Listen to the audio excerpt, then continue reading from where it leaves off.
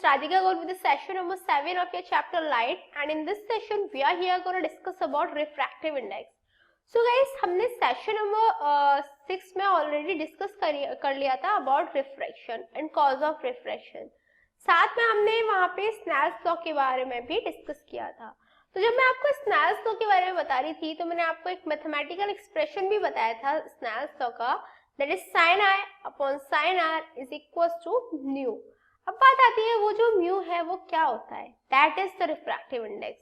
वो कैसे वेरी करता है, कैसे हम उसको फाइंड आउट कर सकते हैं, स्पीड ऑफ लाइट से रिफ्रैक्टिव इंडेक्स का क्या रिलेशन होता है, ये सारी चीजें हम इस सेशन में डिस्कस करने जा रहे हैं. So let's start a session number 7 with refractive index. So the extent of change in direction that takes place in a given pair of media is expressed in terms of the refractive index. That is, जो direction में change हो रहा है, clear, किसी भी आपको कोई भी दो मीडिया के पेयर गिवन है, क्लियर, उनमें जब रिफ्रैक्शन होता है तो उनकी जो डायरेक्शन होता है उनमें एक्सटेंट होता है. वो जो एक्सटेंट है वो कितना होगा उसे हम रिफ्रैक्टिव इंडेक्स के टर्म्स में ही डिनोट करते हैं, उसके टर्म्स में ही एक्सप्रेस करते हैं, clear. So the extent of change in direction that takes place in a given pair of media is expressed in terms of refractive index. Clear? Now the thing is that 1 mu 2, ठीक है, represent refractive index of medium 2 with respect to the medium 1.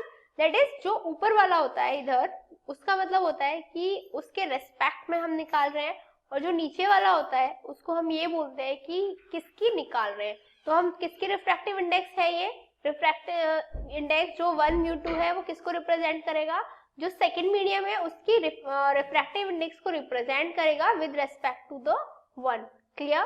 That is 1 mu 2 represent refractive index of medium 2 with respect to the medium 1. When light is going from medium 1 to medium 2, that is जब light medium 1 से medium 2 पे जा रही होगी तो 1 mu 2 is equal to हो जाएगा mu 2 upon mu 1, that is sin I upon sin R. Is that clear to you? Now the thing is that what is absolute refractive index? Absolute refractive index क्या होता है? If the refractive index of a medium is considered with respect to vacuum, it is called absolute refractive index of the medium. That is, यदि जो refractive index है किसी भी medium की, उसे वैक्यूम के रेस्पेक्ट में हम फाइंड आउट करें, वैक्यूम के रेस्पेक्ट में हम उसे कंसीडर करें, तो वो क्या होगी, it will call the absolute refractive index of the medium. तो हम उसे मीडियम की एब्सोल्यूट रिफ्रैक्टिव इंडेक्स बोल सकते हैं. Is that clear? That if the refractive index of a medium is considered with respect to the vacuum, then it is called the absolute refractive index of the medium. अब बात आती है जो refractive index है और जो speed of light है उन दोनों में क्या रिलेशन है.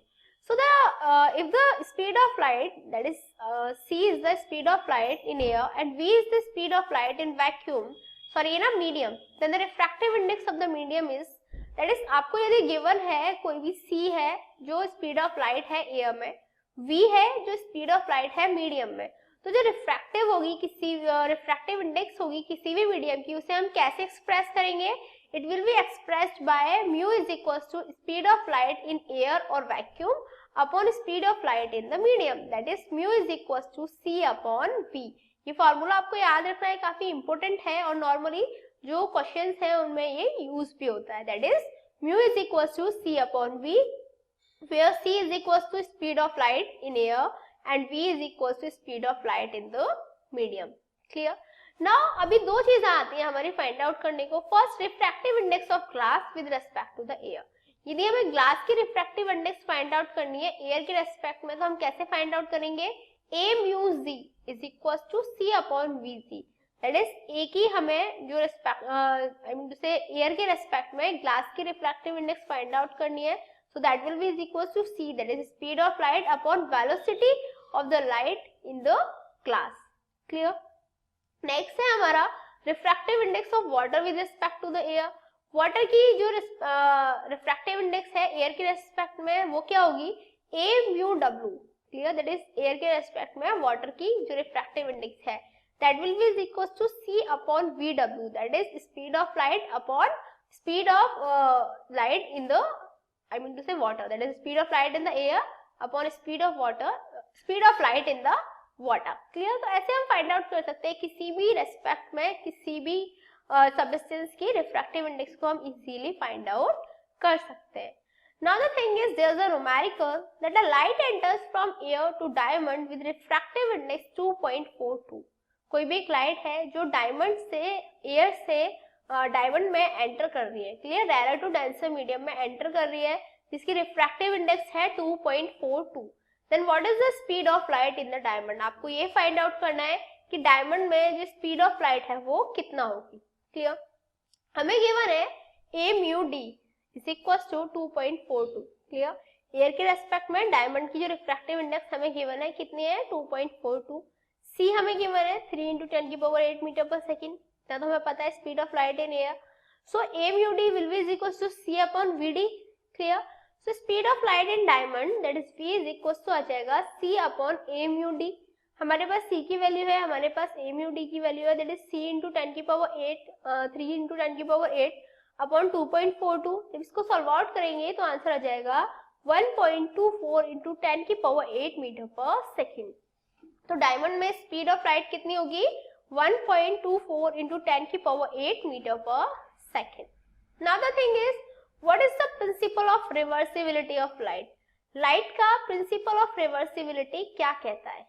Actually, when the final path of a ray of light after any number of reflections and refractions is reversed, then the ray of light retraces back its entire path. That is, जब भी जो final path होता है ray of light का काफी सारे reflections के बाद में या रिफ्रैक्शंस के बाद में रिवर्स होके आ जाए, तो जो रे ऑफ लाइट है उसे हम क्या बोलेंगे? That retraces back its entire path. वो अपने एंटायर पाथ को रिट्रेस कर लेती है, सेम टू सेम उसी पाथ के थ्रू बैक हो जाती है. And this is called the principle of reversibility of light. इसी को हम क्या बोलते हैं? लाइट की जो रिवर्सिबिलिटी है उसका प्रिंसिपल बोलते हैं. दैट इज सिंपल है कि जो फाइनल पाथ है रे ऑफ लाइट का काफी सारे रिफ्लेक्शंस एंड रिफ्रैक्शंस के बाद में वो रिवर्स हो जाता है, और जो रे ऑफ लाइट है वो वही अपना पाथ रिट्रेस कर लेती है जो उसका पहला वाला पाथ था.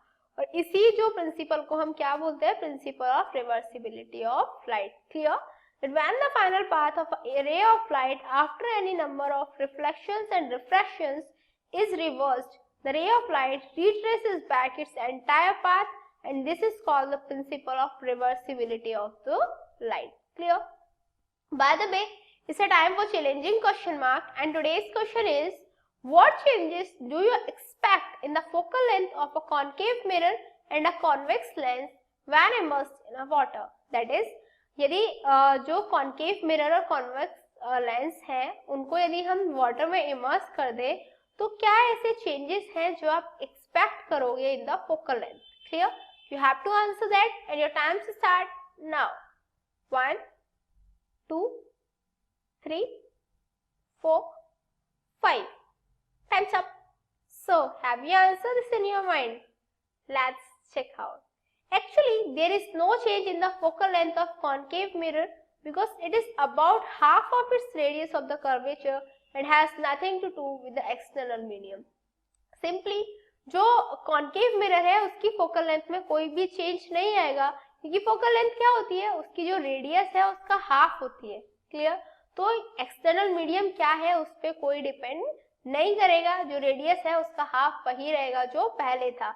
Clearly, there is no change in the focal length of concave mirror because it is about half of its radius of curvature and has nothing to do with the external medium. However, the focal length of convex lens increases. लेकिन जो convex lens होगा उसकी जो focal length है वो increase हो जाएगी. That is because refractive index of glass with respect to water is less than the refractive index of glass with respect to the air. ऐसा इसलिए होगा क्योंकि जो रिफ्रैक्टिव इंडेक्स होती है ग्लास की वाटर के रेस्पेक्ट में वो कम होती है then the refractive index of glass with water.